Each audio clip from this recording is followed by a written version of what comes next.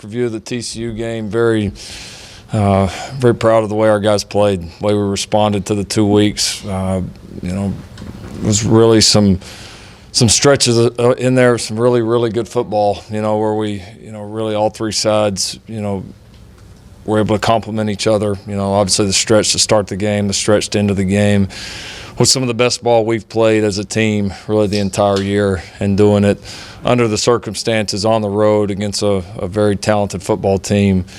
It was important for us. It was a big, big game. We knew that going in, so very happy with the way we played, excited about getting back here home this week against Kansas State. Feels like it's been forever since we've played at home, and so going to be another crucial game. We've got to continue to climb, continue to grow as a team. We felt like we took a lot of big steps here in the last several weeks, but that journey's far from over. And I think the big challenge for us will be, we've got to continue to have the preparation, the mentality that we really worked hard on throughout the bye week, throughout preparation for TCU. That's got to continue with this team, and that's going to be a big key. And so that'll be our focus point. Watching Kansas State, initially here on film, I mean, you feel like you say it every year, which is a big compliment to them. Coach Snyder does a tremendous job each year. New faces, they've got 2 new coordinators this year. I mean, everything, they've got some changes, but their program is still so steady, so solid. Guys play so hard and so physical, and it's a game for us that, being able to match that, how well they play the game, how clean of a game they play, how physical they play. That's going to be a big part of this game. We had a tremendous battle up there with them last year. It was certainly a tale of two halves, and we've got to be able to play the way that we know we can for a long period of time against this team. And they're coming off their own bye week and then a big win, obviously, against Oklahoma State the previous week. So they've got some good momentum like we do right now as well. So it should be a heck of a ball game. Looking forward to seeing our fans back out here. Home field advantage this year has been tremendous. We're going to need it again. We again got a nice kickoff time for you. All right, getting off the 11 o'clock train here for a while. So 2:30, everybody be there. Let's be loud. Let's have another great Saturday. Now, would you like to start us off? What's your injury? Where were you last week? In Cuba. Cuba? We should have radioed you in or something. Go ahead. Injuries. Nothing to report on Sermon. We'll just have to see how that one goes. Marquise Brown doing well. Don't any issues there. Yeah, I think other than that, we're pretty clean. James. Lincoln, you had some adjustments in the secondary, playing some guys in different spots and giving some guys some opportunities. It looked like that worked pretty well. After you've watched it, did it go as well as we thought? Yeah, guys graded out well. They handled some of the changes well. Thought Robert Barnes and Khalil both came in and did some nice things for us. Was happy with their progress. They've got to continue to grow, but that was a good start, for them. I thought they both played well. Trey Brown played well. Motley played well.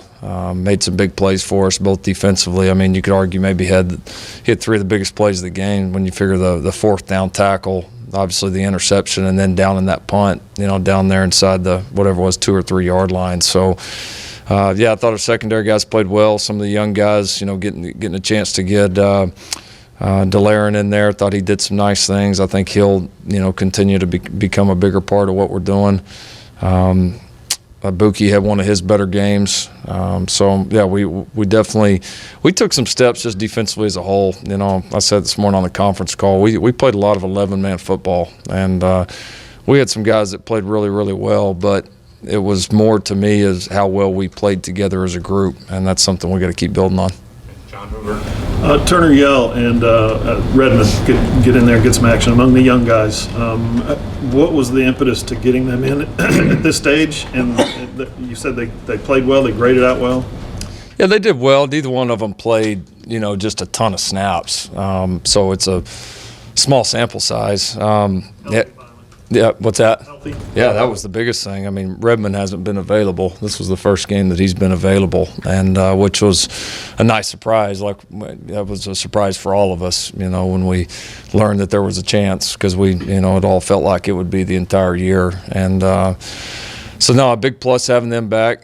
Big plus having Delaren back. I think before he got hurt there during the practice week before FAU, I mean, he was looking like he was going to play quite a bit for us, both defensively and on special teams. And so he's back. He's feeling better. There's some rust that's getting knocked off right now. And now he's going through some of those.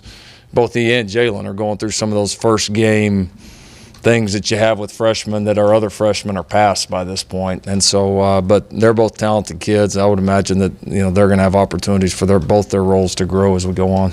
And Ryan Abrams. Lincoln, you ran a couple option plays the other day, including the Kennedy Brooks touchdown run. How dangerous can those plays be, one, with what Kyler's able to do, and two, just what this offense can do overall in other ways? Yeah, it's a good play for us. We ran it through the years a couple times here and there with Baker. It's definitely a little bit of a different animal with Kyler handling it, just because of the threat that he poses. But it's never going to become a primary play for us. We're not going back to Coach Switzer's era that far, but it's effective, and we did a good job executing it the other day in some critical situations. Coach, Texas had a lot of success with quarterback run game, and does Kansas State? It looks like they do a lot of that as well. Is it similar, and what are your thoughts about this defense under Ruffin against that? Yeah, Kansas State does it in a lot of different ways. I mean, Kansas State really majors in it. There's some things schematically that are similar, but Kansas State is a little bit of a different animal that way, and they are different depending on which quarterback's playing too. Obviously we saw a lot of the Delton kid last year, who's a tremendous runner, and then the kid that they played a lot the other day. I know they've played both this year. He's a good, capable runner, but they use them a little bit differently. But yeah, Kansas State does. Their quarterback run game, I would say, is as advanced as anybody in the country. I mean, they really build a ton around it and challenge you in a lot of different ways. So they've always been really good schematically, and even with the coordinator change this year, you see them continuing to do that. So we'll certainly have to do a great job against it. Cliff Brown was next. Coach, you guys have had a lot of success in the last 4 or 5 years with freshmen at the running back spot. Beyond the obvious, which is that they're talented, what has allowed you guys to consistently have somebody ready to go as a freshman at that spot? Good lineman first. We've been pretty good up front, and that makes a big difference. And then I think Jay's done a great job, Jay Boulware, of taking those young guys, molding them early. We've worked hard to, even if maybe one guy's getting the lion's share of the reps, game wise at some point, we've really worked hard behind the scenes, knowing that. To play championship level ball, play as consistent as we want to throughout a long season, it's going to take more than one or two running backs, and it always has. And so we've worked hard to develop those guys. We've been lucky to bring in some good ones, and like I said, we've got a good line blocking for them, and Jay's done a great job developing. Joe Masato. With Lee Morris and his knack for touchdowns, is it more of a kind of right place, right time for him, or is there something about him that makes him an attractive target for Kyler near the end zone? Yeah, he's, like 8 and 12 career catches? Yeah, somebody needs to throw it to him more. There's probably been some good timing, but more than anything, he's made the plays when the opportunities have been there, and they've not all just been. It's not like it's just a guy that we sit there and throw goal line fades to. I mean, these have been, a lot of them have been big plays, and so now he's. I do think Kyler has trust in him, but I think Baker did too. But his role's grown. Part of it now, he's in there more. He's he's in the true rotation, and he's playing a lot of ball for us. And then he's got a unique ability of, the size and all that, where he's a good target, a nice mismatch. But then he also has enough athleticism that after the catch, when he gets momentum going, he's tough to bring down. I mean, he's a big kid. He's thick, really runs well. So he's made a lot of big plays. The touchdown to catch ratio it's remarkable. I've never had anybody with it like that. With everything that was going on, what did it mean the way Trey Brown played the other day? Yeah, it was kind of like I said after the game. I mean, it was just powerful. It was I still don't really know how the kid did it to come play at the level he did, and he played extremely well. So, credit to him, the inner strength he has, the support system around him, I know his family, friends, his teammates here, his family here. I think a lot of people lifted him up. He lifted a lot of us up too, even in a hard time for him. So having him back was special, and being able to be around him, after such a tough loss was, I think it was good for our team, good for him, and really proud and impressed with the way he played. Lincoln, do you feel any way that the rule or the calling about the unnecessary celebration is a little out of touch with the way kids are today? A little bit. The only thing that, just like in any call, what the rules are. The only thing that we ever want is consistency. And if it's going to be called in that game, it needs to be called in the previous, 7 games. CD and Marquise have scored a lot of touchdowns. And so if we're going to call it like that, we need to call it like that all the time. And then obviously I got to do a better job of coaching it. Do you ever have discussions with refs before a game about those kinds of things, or ask for clarification from the league about what is excessive, what is choreographed? Yeah, haven't had to on that subject, but there are other interpretations. One big one this year, I know it hasn't made a ton of headlines during the season, but has been the new equipment rules, or how you're dressed. The big emphasis of if your knees aren't covered or if your shirt's hanging out, they're going to take you out of the game. Some crews have enforced that differently, and so that's an example of some things that we communicate with just to make sure we're on the same page with them. But I'm going to add that to my list. Tyler, comments here. Lincoln, Kennedy had a block. Kyler had a run that went down, I think, inside the 10 or something, and Kennedy They blocked 3 people. How far has he come with that, considering it doesn't sound like that was necessarily his MO coming out of high school, then he has the injury. How have you seen him progress in that area? Yeah, our trust in him just to be able to execute our whole offense is really high. But the kid, I think he's progressed as far as just knowing assignments. He's really progressed as a receiver, but he's got just some natural feel. You see it when he catches the ball, and something like that happened. We never practice it looking like that. And sometimes, you try to give these guys all the looks you can. You only got so many hours in the day and only so many reps, and there's 1,000 different ways that every play can happen. And so guys have got to have some, we call it, they got to have some ball. They got to have some sense, and he does, because he hadn't seen a look like that in practice not one time, and he made us all look really smart. So that's what really good players do. They can adjust, they understand where you're trying to attack, and if it doesn't go exactly like we planned, they understand, they got a pretty good idea of what they should do anyways. And so we've seen it more with him with the ball in his hands, but it was nice to see some of those natural instincts carry over to a play where the ball wasn't in his hands. How frequent is it that guys figure out the blocking part of football, or as a running back or receiver, and really get into it and seem to enjoy it? And is he one of those guys? Do you get the sense that he really likes that part? Yeah, he enjoys it. I think for us, the way we've used our backs, not only in the one back, but especially when we get in the 2 backs, is they've got to both be able to block and to do those things, or they're not going to play. And it was like that. We told Joe and Samaje that the day we walked in here, and it'll be like that every back that we have. If you want the carries and the opportunities with the ball, great, but you better prove to us you can do all these other things first. And so we try to recruit guys that have that ability, that show they have that want to make plays also when the ball's not in their hands, and it's something we emphasize here. And no matter how good they are with the ball in their hands, no great back's ever going to touch it more than 50% of the time, 50% of your snaps. So, what is he going to do? Even if a guy gets 25 touches in a game, what's he going to do those other 50 plays? And it better be good too. Yeah, Lincoln, Ruffin said after the game, nothing was put in the defensive game plan after noon on Wednesday. First, how common is that? Second, do you think it played any role at all in the way that you guys performed Saturday? I think it's part of Ruffin's approach.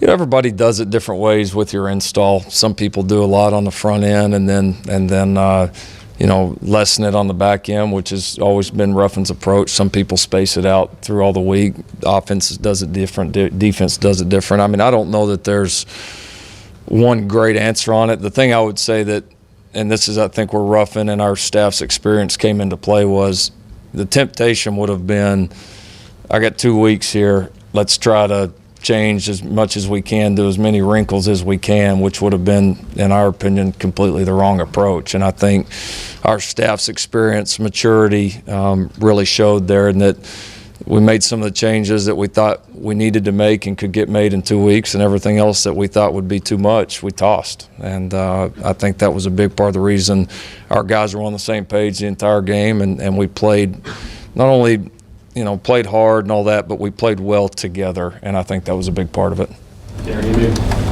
Lincoln, your track record as a play caller is pretty obvious, and very positive. So it's interesting to hear you be so self-critical the times that you are, and we heard it again after the game Saturday. Just about, I think it was the one series you didn't like in particular, and it's come up in other post games the last couple of years. I'm curious how that process is for you. Is that the self-critiquing part, is that something you know right away when something's gone awry, or is that something, how has that evolved for you as a coach? Or I'm just kind of asking you to be introspective, I guess. Yeah, sometimes it's right away. Like the one the other day, there was several that were right away. You knew you just didn't put us in a very good position, and sometimes it's like anything. You come back and watch the film the next day, and there were things you should have done that you didn't. So. I've just always believed, we coach our kids really hard here and hold them, to a high standard. And how could I do that if I'm not doing the same thing with myself? And so, we're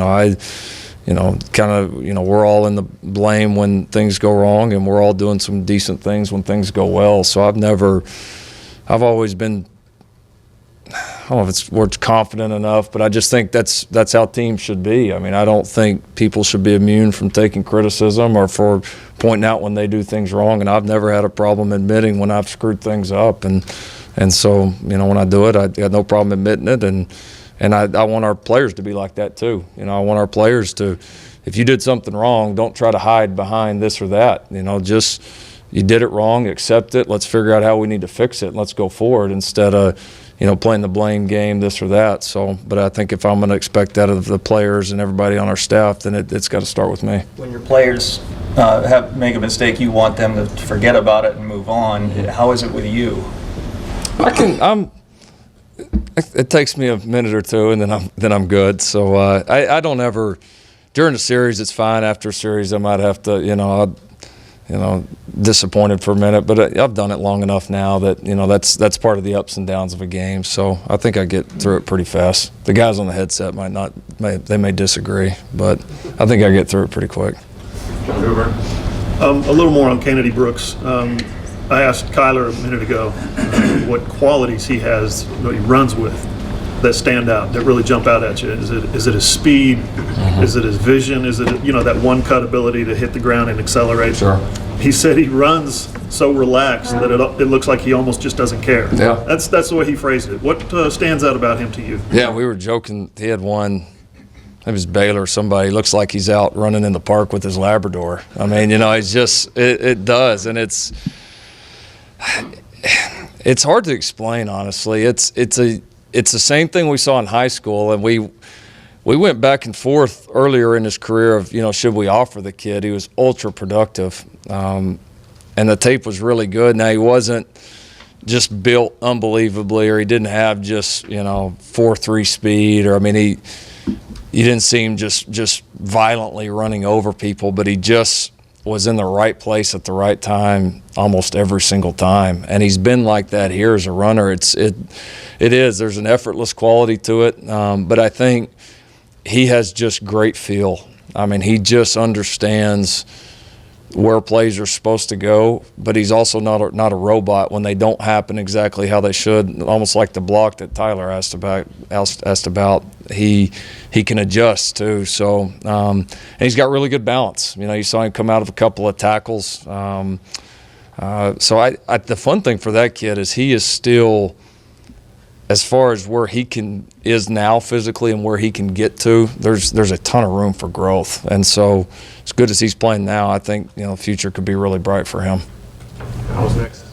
Kyler is like 26 points ahead of what the record Baker set a year ago, past efficiency. When did you see this guy was this special, and has it surprised you what he's doing right now? Well, y'all asked me before the season if somebody asked in here about the assumption that the production, the level of the quarterback's going to drop off, and I told you, I said, well, we'll see.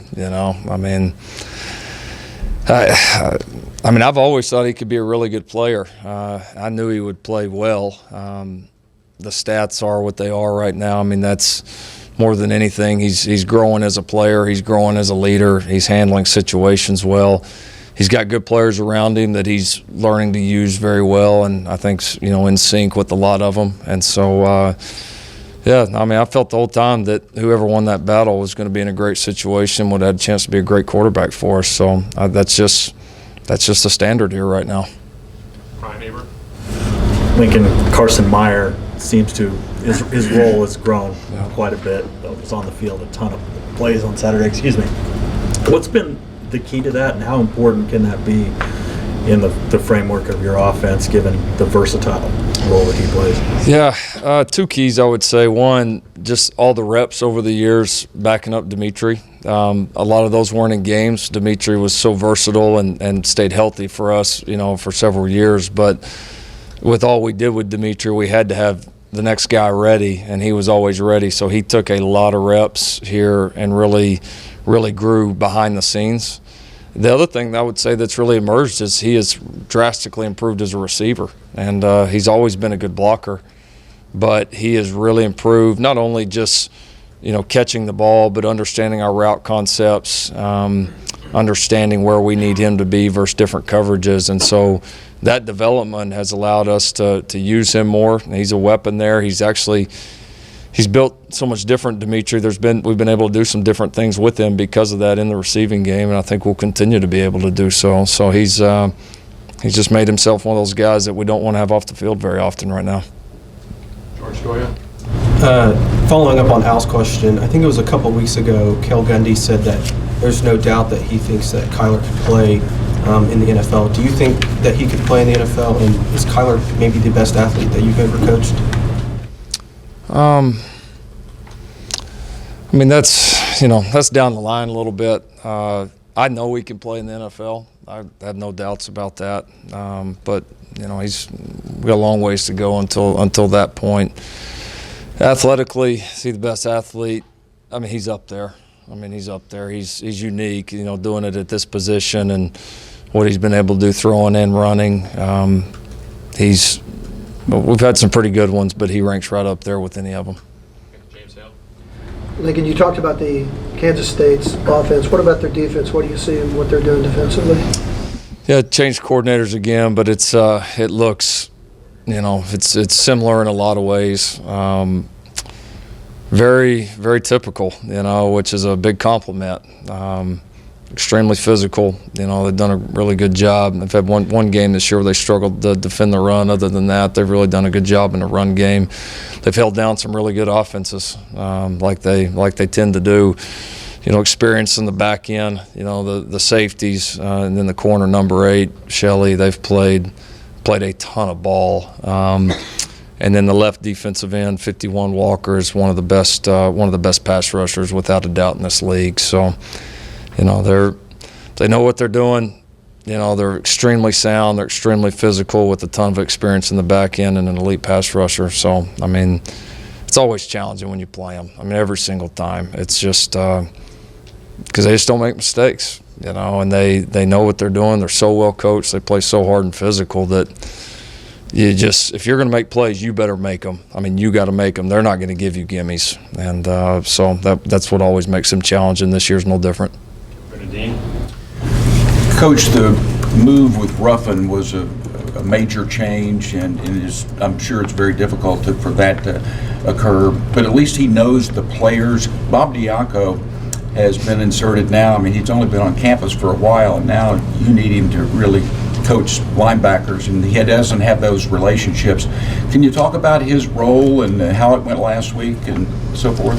Yeah, he's done a good job, though, within his role of building relationships with our guys. You know, he hasn't been able before this to, you know, hands-on coach them on the field or in a meeting room, but our players have still gotten to know him, you know, and he's got great personality, great energy. I think they respect, you know, his knowledge.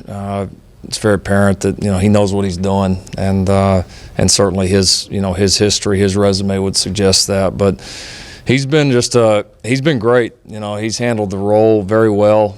You know, he worked very closely there, you know, with Mike, you know, through spring, through the beginning of the season. Did a really, you know, so was kind of there with our outside backers. Got to understand, you know, those guys a little bit through that, and then he and Ruffin and the staff have really hit it off here, you know, in their new roles. So, no, I've been pleased with what he's brought to us. You know, he's kind of the total package. I mean, guy brings energy, he brings experience. Players really enjoy him, really seem to respond to him. So that's obviously didn't anticipate it was going to be in this role, but, you know, certainly, you know, thankful now that we brought him aboard as an analyst when we did. Back to Cliff. Yeah, Coach Alex Barnes, leading rusher in the Big 12. What stands out to you about him? Yeah, he's really good. Watched him against Oklahoma State a couple of weeks ago. I mean, he's catching the ball well. He's running the ball well. I mean, he's physical. He reminds me of Rodney in a lot of ways. You know, he's the big guy with a lot of physicality, but also has big playability. And then you can tell he really understands their schemes. You know, he's very patient. Like, to me, the great Kansas State backs are, really sets up the blocks well. And like any great back, he's playing in front of a really, really good offensive line, a group that's, you know, got a ton of experience, some outstanding players. And so, yeah, they've got a good combination going. Okay, Tyler Palmatier. Lincoln, we saw some of Ruffin's dance moves after the game Saturday, and he also, Kenneth was saying that he shares a lot of musical tastes with the players. Right. How much does that stuff resonate with guys, not just personally, but how much could it possibly carry over to the field too when they play on Saturdays? Well, I think different coaches are going to relate to their players in different ways. I think at the end of the day, regardless of how you do it, whether it's through music, dancing, spending time with them, whatever it is, you know, you do have to get to know your players. You know, you've got to you have to build those relationships in some way or form, because, you know, to play at a high level, you know, especially at a place like this, there's got to be a lot of trust, and there's got to be a lot of want to, and you know, as coaches, it's your job to establish that, to help to motivate these guys, but also have them, you know, trust every position that you put them in. And then as a coach, you got to be able to do the same. You got to be able to trust that, you know, I'm going to give you this opportunity, and I'm going to trust that you're going to go do what we had you do. And so that's Ruffin's way of doing it. You know, he's got a great way of with the kids, and players, as long as I've been around him, which is a while now, they've always responded to him. And so certainly one of his gifts. Was that the first time you saw him dance and get? Oh no! Yeah. Oh no! It's a long-standing thing that he's done. It's definitely not his first rodeo. Yeah, he'll get in there and mix it up with them pretty good. We've got time for one more, John.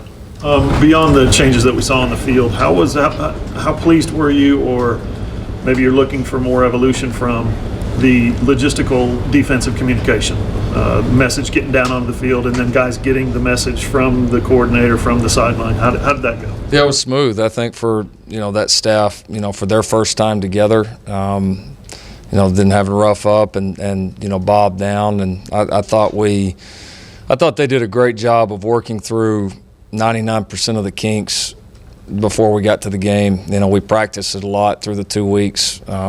Got those guys on the headsets a lot. They had great communication, not just during the practices, but after, coming back and, you know, tinkering with this or that to make sure it was just right. And our subs are really good. Guys got calls. I think we only had one play in the game where one of our guys missed a call. So I think our staff and our kids, kind of like the whole thing, they set forward a plan and trusted it. Worked hard throughout the 2 weeks. There's still a few little things we need to clean up, but very happy for the first game.